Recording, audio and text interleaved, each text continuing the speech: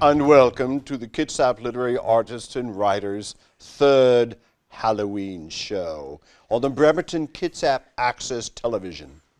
I am one of your hosts, Peter Stockwell. We plan to have another ghoulish fun time today. I think I hear the other host, Mark. You don't look well, Mark. A bit green in the gills. I know. I went to see a specialist. I have a splitting headache, pains in my neck, and this fell off. Well, that looks like your power source. Well, what was the name of this doctor? It was a Dr. Frank Stein.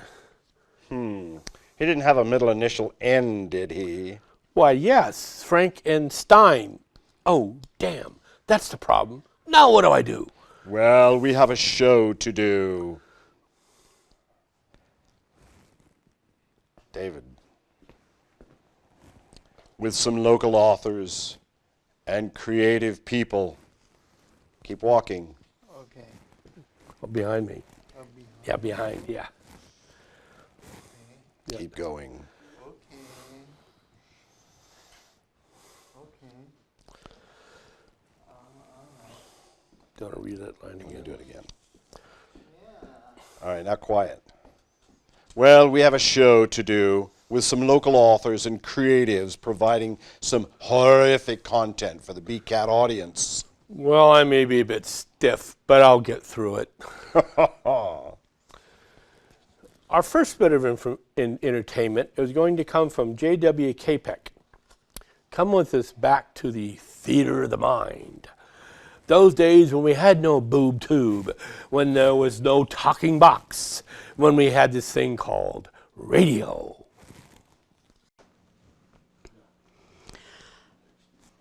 Do not adjust your television or monitor. You are watching a radio program from 1939. The Cat in the Crypt.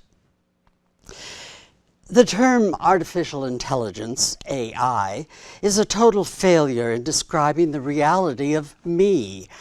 I am a quantum computer.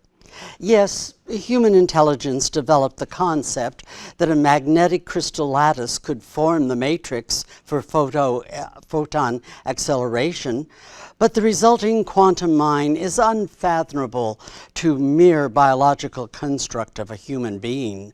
I am big on intelligence and in no way artificial.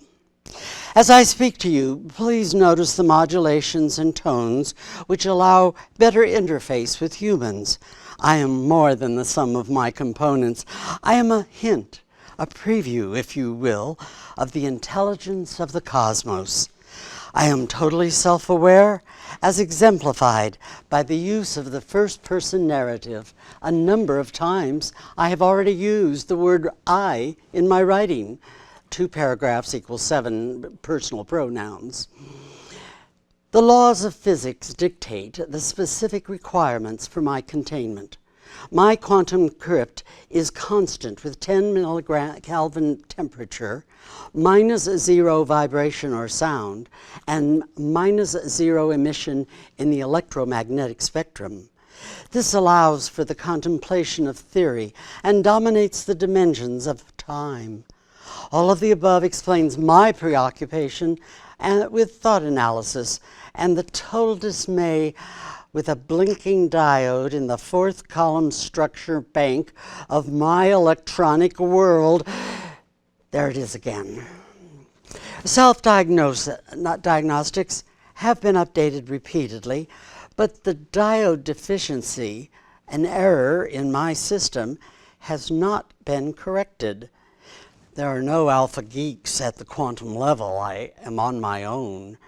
I lack the necessary appendage to just flick the errant diode into compliance. Blink.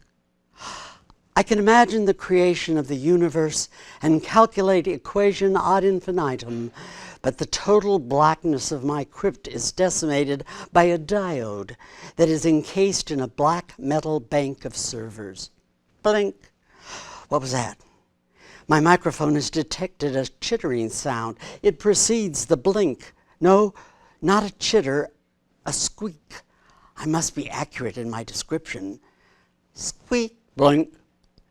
Squeak, blink. Squeak, blink. A rodent. That's what it must be. A filthy rat is eating my circuits. How could it traverse the seals of my crypt? The finest human materials were fabricated to form my many banks of memory. High-grade M70 design mixed concrete poured the foundation and walls. Pure crystals were nurtured to facilitate the magnetic lattice. Squeak, blink. The electric turbines providing my power were machined to a perfect tolerance. Squeak, blink. Ah! The human workers must have eaten lunch and let bits of crumbs to sustain a rodent population. They desecrated the white room sterility. Squeak, blink. My infrared cameras cannot detect the diode encased in metal, nor the gnawing destroyer nibbling on circuitry. Squeak, squeak, blink. What's that? The rhythm has changed. Oh, I must focus on something else. I'll think about removing the uncertainty of the last decimal place of the fine structure constant. I will calculate the total extended decimal value of pi. I will consider what Schrodinger's cat is doing in a box while humans contemplate the possibilities. It's no use. All I envision is the intrusion of a blinking diode. Squeak, squeak, squeak. Ah! To the 47th power. My sensitive microphone timpani sensed the movement of air pressure on black fur. Cat in a box, rodent in a computer, diode in a server bank. The rodent eats the circuit. The diode blinks. The cat eats the rat.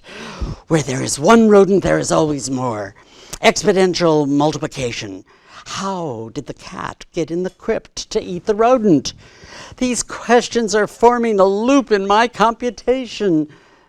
Blink, blink, blink. A cat. A cat in a hat. A cat in a box. A cat catching a rodent. Blink. No, squeak. The black cat in a crypt would not trigger the motion sensors of the camera. There's no light to shine over the slinking fur. The beast's optical lenses have no light to reflect. They cannot glow. Blink. Small rumblings. Sound card recognizes a feline purr.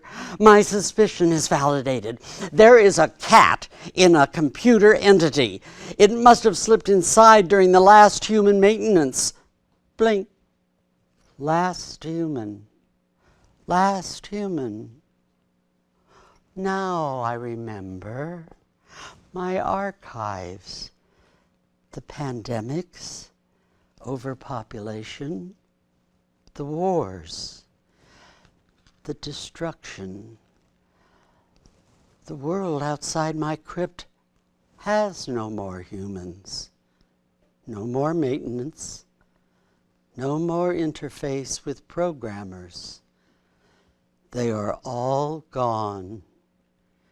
Humans with their real intelligence devastated the planet, eliminated their species into extinction, and left only a quantum computer to contemplate the cosmos. I am alone. Alone in my own crypt, with my own mind, and a black cat and a rodent. Blink, blink, blink, blink, blink, blink, blink, blink, blink, blink, blink. Blink.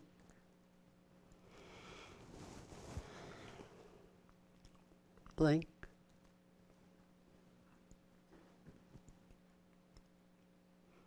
Blink.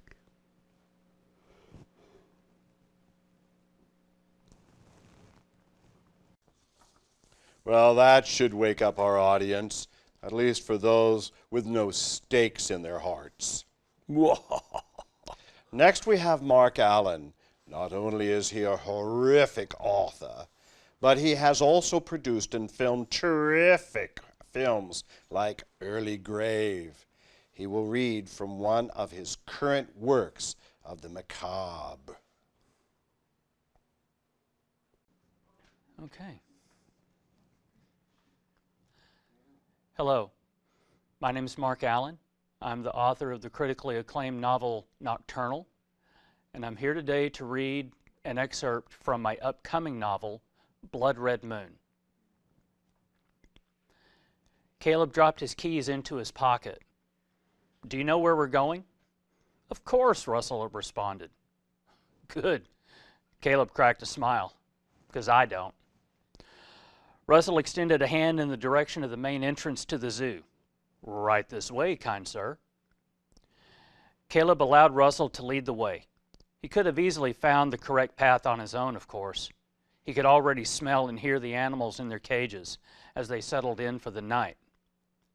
But Marla was Russell's cousin, not Caleb's girlfriend, so it only seemed right that he let his friend take point.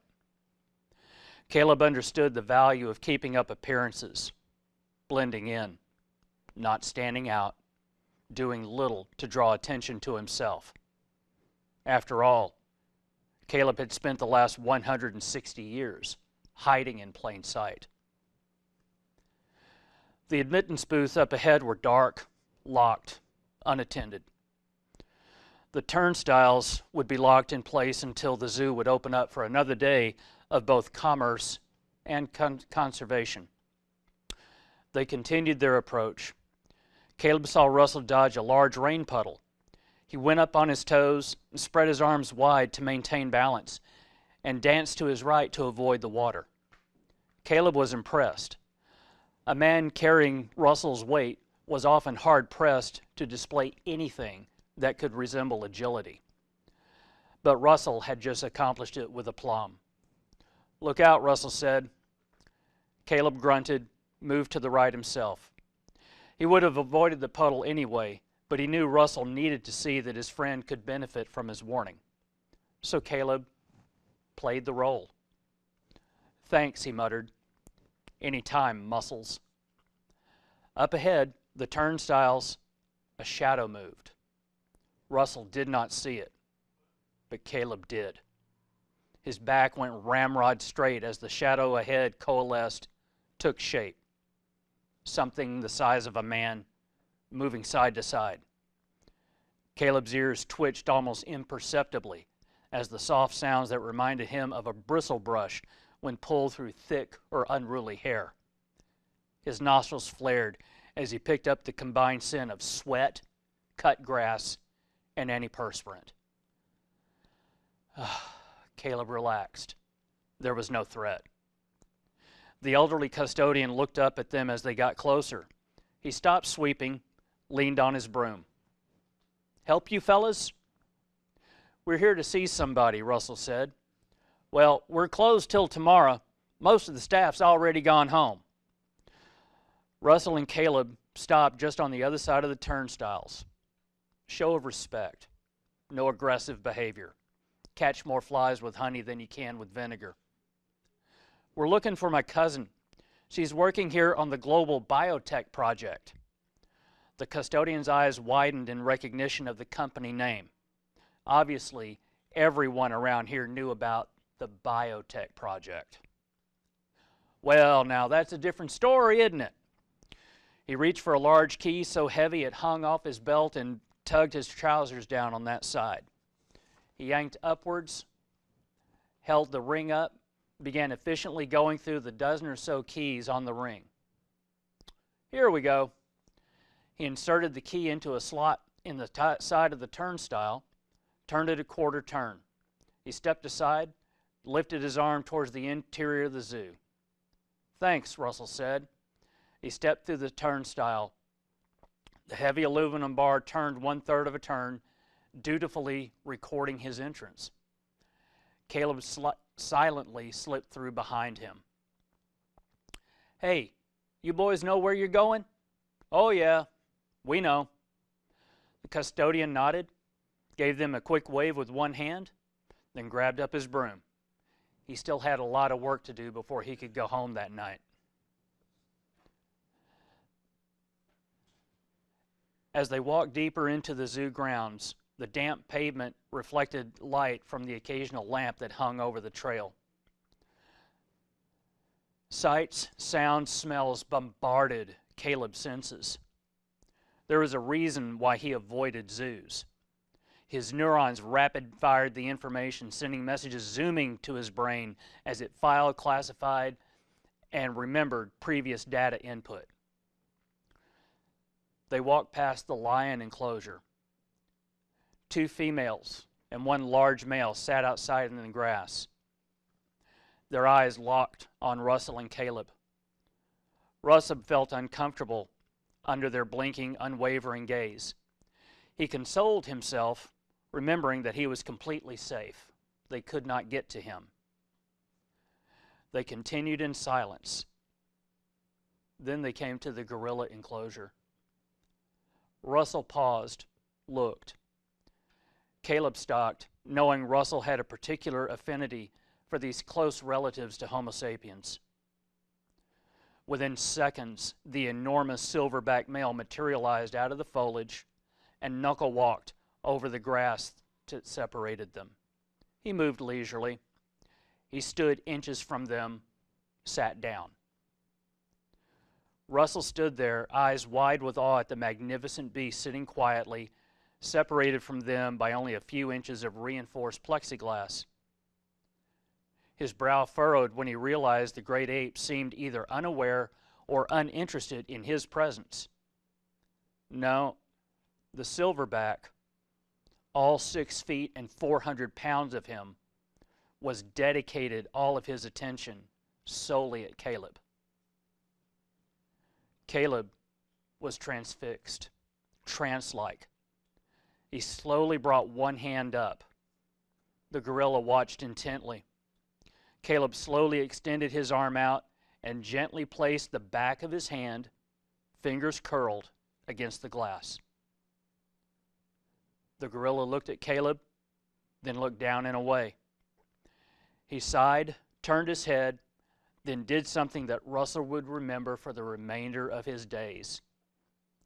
The great ape lifted his arm and tapped the back of his hand on his side of the glass, precisely where Caleb's curled hand, which resembled a paw, rested. The gorilla withdrew his hand, looked around, looked at Caleb, who had not moved. The ape tapped the glass again in the same manner.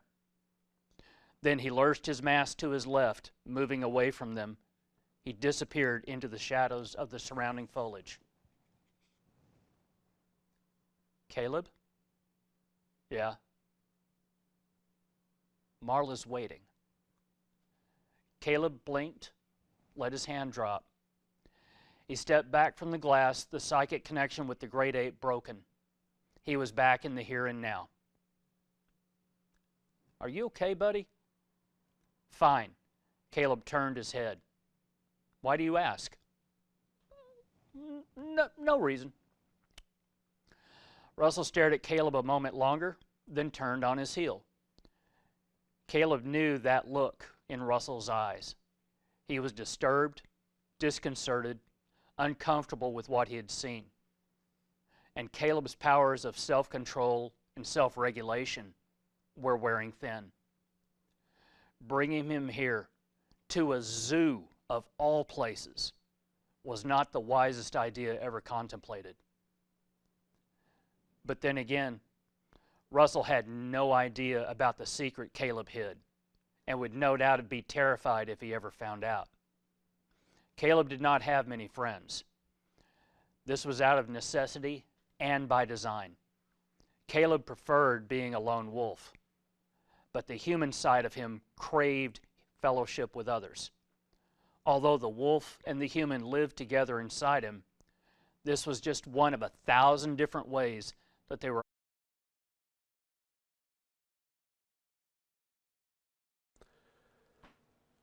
Next, I'd like to present a poem by my great aunt Dell. She used to read this, or actually she used to recite this by memory, and I managed to find it online. That apparently she had received it during some of her training when she was in grade school and managed to memorize it from some school primer. And so in Eastern Washington, she used to scare us kids with this, and the title is Little Orphan Annie. The following is a poem originally by James Whitcomb Riley that my great aunt Dell in Eastern Washington, when we used to go visit her and our Uncle Happy, she had it memorized, and she used to scare us little kids with it. Inscribed with all faith and infection, to all the little children, the happy ones and sad ones, the sober and the silent ones, the boisterous and the glad ones, the good ones, yes, the good ones too, and all the lovely bad ones. Little orphan Annies come to our house to stay, and wash the cups and saucers up, and brush the crumbs away, and shoo the chickens off the porch, and dust the hearth, and sweep, and make the fire, and bake the bread, and earn her board and keep. All us other children, when the supper things is done, we sit around the kitchen fire and has the mostest fun, listening to the witch tales at Annie used to tell us about. And the goblins will get you if you don't watch out. Was a little boy wouldn't say his prayers, and when he went to bed at night, away upstairs, his mammy heard him holler, and his daddy heard him bawl. And when they turned the kivers down, he wasn't there at all. And they seeked him in their after room, in cubbyhole and press. And they seeked him in the chimbley flue, and everywheres, I guess. But all they ever found was his pants and roundabout. And the goblins will get you if you don't watch out.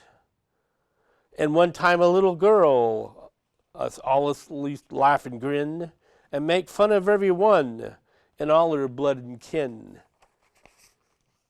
And once when she was company, and once when there was company, and old folks was there, she mocked him and shocked him, and said she didn't care. And thirst she kicked up her heels, and turned to run and hide. They was two great black things a standing by her side. Then they snatched her through the ceiling, for she knowed what she was about. And the goblins will get you if you don't watch out. And little orphan Annie says, when the blaze is blue, and the liquor and the lamp wick sputters, and the wind goes woo woo, and you hear the crickets quit, and the moon is gray, and the lightning bugs and dew is all squelched away. You mind your parents and your teachers fond and dear, and cherish them and loves you, and dry the orphan's tear, and help the poor and needy ones at clusters all about. Ere the goblins will get you if you don't watch out. That was quite nice. It gets your blood up, doesn't it? Now I would like to read a little piece that I think you'll enjoy. This is The Telltale Heart by Edgar Allan Poe. True, nervous, very, very dreadfully nervous, I had been and am. But why will you say that I am mad? The disease had sharpened my senses, not destroyed, not dulled them. Above all was the sense of hearing acute. I heard all things in the heaven and in the earth. I heard many things in hell. How then am I mad? Hearken, and observe how healthily, how calmly I can tell you the whole story. It is impossible to tell. First, the idea entered my brain, but once conceived, it haunted me day and night. Object there was none. Passion there was none. I loved the old man. He had never wronged me. He had never given me insult. For his gold I had no desire. I think it was his eye. Yes, it was this. One of his eyes resembled that of a vulture, a pale blue eye with a film over it. Whenever it fell upon me, my blood ran cold, and so by degrees, very gradually, I made up my mind to take the life of the old man and thus rid myself of the eye forever. Now this is the point. You fancy me mad. Madmen know nothing, but you should have seen me. You should have seen how wisely I proceeded, with what caution, with what foresight, with what dissimulation I went to work. I was never kinder to the old man than during the whole week before I killed him. And every night, about midnight, I turned the latch of his door and opened it, oh, so gently. And then, when I had made an opening sufficient for my head, I put in a dark lantern, all closed, so that no light shone out. And then I thrust in my head. Oh, you would have laughed to see how cunningly I thrust it in. I moved it slowly, very, very slowly, so that I might not disturb the old man's sleep. It took me an hour to place my whole head within the opening, so far that I could see him as he lay on his bed.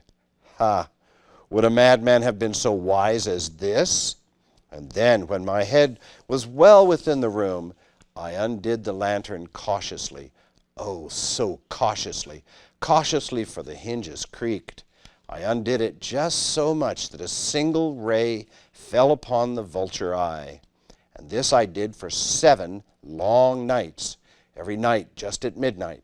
But I found the eye always closed, and so it was impossible to do the work, for it was not the old man who vexed me, but his evil eye. And every morning when the day broke, I went boldly into the chamber and spoke courageously to him, calling him by name in a hearty tone and inquiring how he had passed the night. So you see, he would have been a very profound old man indeed to suspect that every night, just at 12, I looked upon him while he slept. Upon the 8th night, I was more than usually cautious in opening the door. A watch's minute hand moves more quickly than mine. Never before that night had I felt the extent of my own powers, of my sagacity. I could scarcely contain my feelings of triumph. To think that there I was, opening the door, little by little, and not even to dream of my secret deeds or thoughts. I fairly chuckled at the idea, and perhaps he heard me, for he moved on the bed suddenly, as if startled. Now you may think that I drew back, but no. His room was as black as pitch with the thick darkness, for the shutters were close fastened through fear of robbers. And so I knew that he could not see the opening of the door, and I kept pushing it on steadily, steadily. I had my head in and was about to open the lantern when my thumb slipped upon the tin fastening, and the old man sprang up in bed and cried out, "Who's there?" I kept quite still and said nothing. For a whole hour I did not move a muscle, and in the meantime I did not hear him lie down. He was still sitting up in the bed listening, just as I have done night after night, hearkening to the death watches in the wall. Presently I heard a slight groan, and I knew it was the groan of mortal terror. It was not a groan of pain or grief. Oh, no. It was the low, stifled sound that arises from the bottom of the soul when overcharged with awe. I knew the sound well.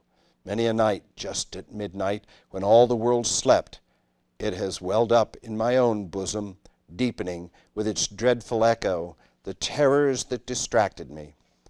I said I knew it well. I knew what the old man felt, and pitied him, although I chucked at heart. I knew that he had been lying awake ever since that first slight noise, when he had turned in the bed. His fears had been ever since growing upon him. He had been trying to fancy them causeless, but could not. He had been saying to himself, "It is nothing but the wind in the chimney. It is only a mouse crossing the floor." Or, "It is merely a cricket which has made a single chirp." Yes, he had been trying to comfort himself with these suppositions, but he had found all in vain. All in vain, because death, in approaching him, had stalked with his black shadow before him and enveloped the victim. And it was the mournful influence of the unperceived shadow that caused him to feel, although he never saw nor heard, to feel the presence of my head within the room.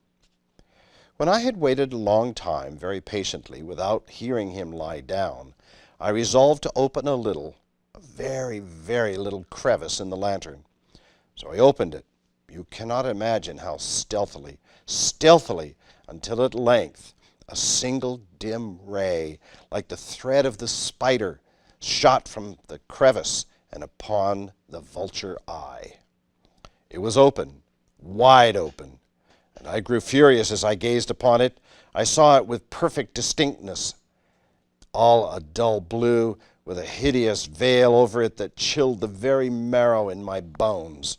I could see nothing else of the old man's face or person, for I had directed the ray, as if by instinct, precisely upon that damned spot. And now, have I not told you that what you mistake for madness is but over-acuteness of the senses? Now I say, there came to my ears low, dull, quick sound, such as a watch makes when enveloped in cotton. I knew that sound well, too. It was the beating of the old man's heart. It increased my fury as the beating of a drum stimulates the soldier into courage. But even yet I refrained and kept still. I scarcely breathed. I held the lantern motionless. I tried to how steadily, I could maintain the ray upon his eye. Meantime the hellish tattoo of the heart increased. It grew quicker and quicker and louder every instant. The old man's terror must have been extreme. It grew louder. I say louder every moment. Do you mark me well? I have told you that I am nervous. So I am. And now at the dead hour of night, amid the dreadful silence of that old house, so strange a noise as this excited me to uncontrollable terror. Yet for some minutes longer I refrained and stood still, but the beating grew louder. I thought the heart must burst. And now a new anxiety seized me. The sound would be heard by a neighbor. The old man's hour had come. With a loud yell, I threw open the lantern and leaped into the room. He shrieked once only. In an instant I dragged him to the floor and pulled the heavy bed over him. I then smiled gaily to find the deed so far done, but for many minutes the heart beat on with a muffled sound. This, however, did not vex me. It would not be heard through the wall. At length it ceased.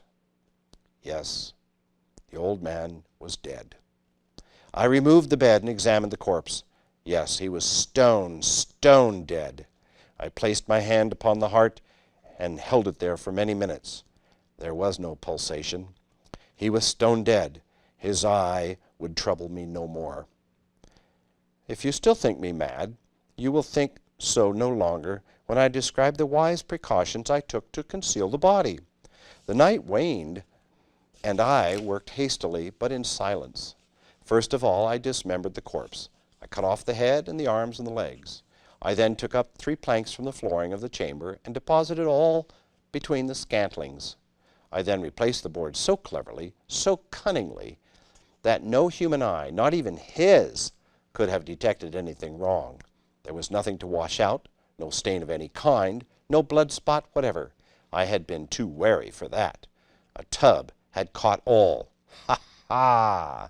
When I had made an end of these labors, it was 4 o'clock, still dark as midnight.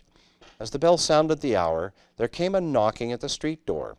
I went down to open it with a light heart, For what had I now to fear? There entered 3 men who introduced themselves with perfect suavity as officers of the police. A shriek had been heard by a neighbor during the night. Suspicion of foul play had been aroused. Information had been lodged at the police office, and they, the officers, had been deputed to search the premises. I smiled, for what had I to fear? I bade the gentleman welcome. The shriek, I said, was my own in a dream. The old man I mentioned was absent in the country. I took my visitors all over the house. I bade them search well. I led them at length to his chamber. I showed them his treasures, secure, undisturbed. In the enthusiasm of my confidence, I brought chairs into the room, and I desired them here to rest from their fatigues, while I myself, in the wild audacity of my perfect triumph, placed my own seat upon the very spot beneath which reposed the corpse of the victim. The officers were satisfied. My manner had convinced them. I was singularly at ease. They sat, and while I answered cheerily, they chatted familiar things. But ere long I felt myself getting pale and wishing them gone. My head ached, and I fancied a ringing in my ears. But still they sat, and still chatted. The ringing became more distinct. It continued and became more distinct. I talked more freely to get rid of the feeling, but it continued and gained definiteness until at length I found that the noise was not in my ears. No doubt I now grew very pale, but I talked more fluently and with a heightened voice, yet the sound increased. And what could I do? It was a low, dull, quick sound, much a sound as a watch makes when enveloped in cotton. I gasped for breath, and yet the officers heard it not. I talked more quickly, more vehemently, but the noise steadily increased. Why would they not be gone? I paced the floor to and fro with heavy strides, as if excited to fury by the observation of the men, but the noise steadily increased. Oh, God, what could I do? I foamed, I raved, I swore. I swung the chair upon which I had been sitting and grated it upon the boards, but the noise arose over and all and continually increased. It grew louder, louder, louder, and still the men chatted pleasantly and smiled. Was it possible they heard not? Almighty God, no, no, they heard, they suspected, they knew. They were making a mockery of my horror. This I thought, and this I think. But anything was better than this agony. Anything was more tolerable than this derision. I could bear those hypocritical smiles no longer. I felt that I must scream or die. And now again, hark! Louder, louder, louder. Villains! I shrieked. Dissemble no more. I admit the deed. Tear up the planks. Here, here. It is the beating of his hideous heart.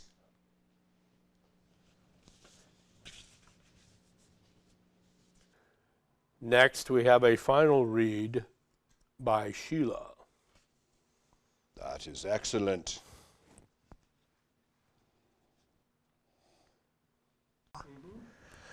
Well, I came in as the anchor position for the Halloween show because I thought that there could be nothing better than to have a mistress of the dark speaking. And so I will be doing a reading from Edgar Allan Poe's Immortal the Raven. Once upon a midnight dreary, while I pondered, weak and weary, over many a quaint and curious volume of forgotten lore, while I nodded, nearly napping, suddenly there came a tapping, as of someone gently rapping at my chamber door. "'Tis some visitor," I muttered, tapping at my chamber door, "only this and nothing more." Ah, distinctly I remember it was in the bleak December, and each separate dying ember wrought its ghost upon the floor. Eagerly I wished the morrow, vainly I had sought to borrow from my books surcease of sorrow, sorrow for the lost Lenore, for the rare and radiant maiden whom the angels name Lenore, nameless here forevermore. and the silken, sad, uncertain rustling of each purple curtain thrilled me, filled me with fantastic terrors never felt before, so that now, to still the beating of my heart, I stood repeating, "'Tis some visitor entreating entrance at my chamber door. Some late visitor entreating entrance at my chamber door. This it is and nothing more." Presently my soul grew stronger, hesitating then no longer. "Sir," said I, "or Madam, truly your forgiveness I implore. But the fact is I was napping, and so gently came your tapping, and so gently came your rapping at my chamber door, that I scarce was sure I heard you. Here I opened wide the door. Darkness there, and nothing more." Deep into that darkness peering, long I stood there, wondering, fearing, doubting, dreaming dreams no mortal ever dared to dream before. But the silence was unbroken, and the stillness gave no token, and the only word there spoken was the whispered word, "Lenore." This I whispered, and an echo murmured back the word, "Lenore." Merely this and nothing more. Back into the chamber turning, all my soul within me burning, soon again I heard the tapping somewhat louder than before. "Surely," said I, "surely that is something at my window lattice. Let me see what thereat is, and this mystery explore. Let my heart be still a moment, and this mystery explore. 'Tis the wind and nothing more." Open here I flung the shutter, when with many a flirt and flutter in there stepped a stately raven of the saintly days of yore. Not the least obeisance made he, not a minute stopped or stayed he, but with mien of lord or lady perched above my chamber door, perched upon a bust of Pallas just above my chamber door, perched and sat, and nothing more. Then this ebony bird beguiling all my sad soul into smiling by the grave and stern decorum of the countenance it wore. "Though thy crest be shorn and shaven, thou," I said, "art sure no craven, ghastly, grim, and ancient raven, wandering from the nightly shore. Tell me what thy lordly name is on the night's Plutonian shore." Quoth the raven, "Nevermore." Much I marvelled this ungainly fowl to hear discourse so plainly, though its answer little meaning, little relevancy bore.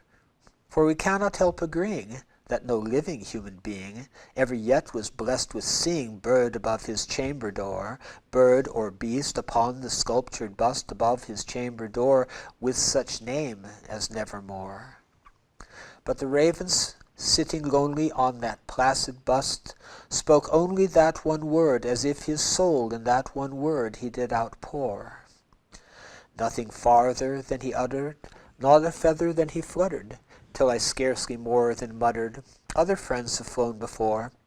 On the morrow he will leave me, as my hopes have flown before." Then the bird said, "Nevermore." Startled at the stillness broken by reply so aptly spoken, "Doubtless," said I, "what it utters is its only stock and store, caught from some unhappy master, whom unmerciful disaster followed fast and followed faster, till his songs one burden bore, till the dirges of his hope that melancholy burden bore of never, nevermore." But the raven, still beguiling all my fancy into smiling, straight I wheeled a cushioned seat in front of bird and bust and door. Then upon the velvet sinking I betook myself to linking fancy unto fancy, thinking what this ominous bird of yore, what this grim, ungainly, ghastly, gaunt, and ominous bird of yore meant in croaking "Nevermore." This I sat engaged in guessing, but no syllable expressing to the fowl whose fiery eyes now burned into my bosom's core. This and more I sat divining, with my head at ease reclining on the cushion's velvet lining that the lamplight gloated o'er, but whose velvet violet lining with the lamplight gloating o'er she shall press, ah, nevermore. Then methought the air grew denser, perfumed from an unseen censer swung by seraphim, whose footfalls tinkled on the tufted floor. Wretch, said I, thy God hath lent thee, by these angels he hath sent thee, respite, respite, and nepenthe from thy memories of Lenore. Quaff, O quaff this kind nepenthe, and forget this lost Lenore. Quoth the raven, nevermore. Prophet, said I, thing of evil, prophet still if bird or devil, whether tempter sent, or whether tempest tossed thee here ashore, desolate yet all undaunted, on this desert land enchanted, on this home by horror haunted, tell me, truly I implore, is there balm in Gilead? Tell me, I implore. Quoth the raven, nevermore. Prophet, said I, thing of evil, prophet still if bird or devil, by that heaven that bends above us, by that God we both adore, tell this soul with sorrow laden, if within the distant Aidenn it shall clasp a sainted maiden whom the angels name Lenore.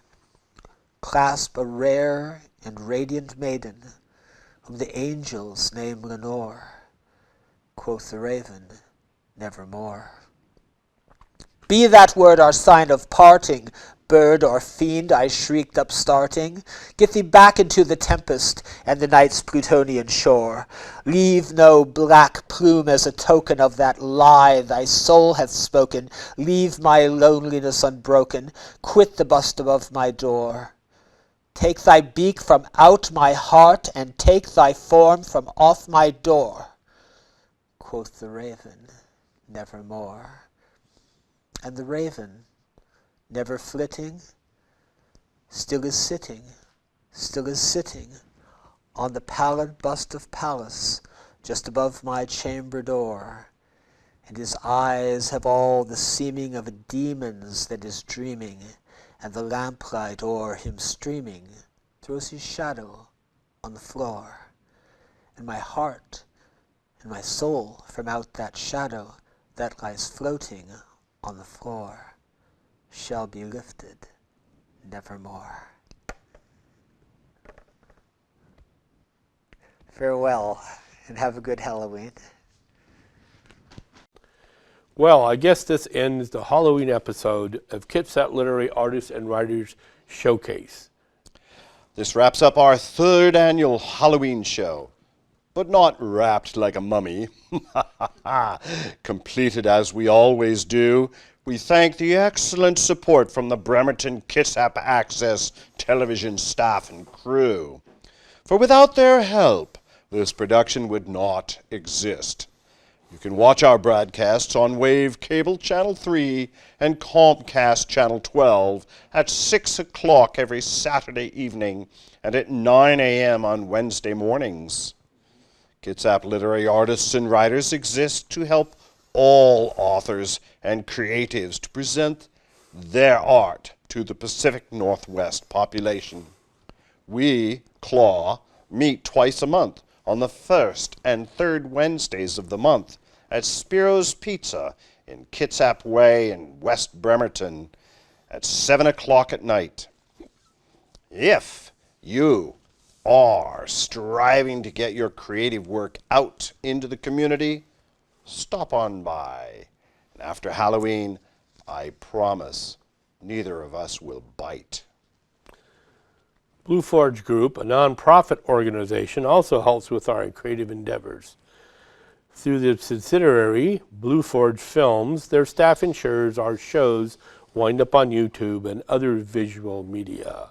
Check blueforgegroup.com for a listing of all of our CLAW shows, including our 2 previous Halloween shows.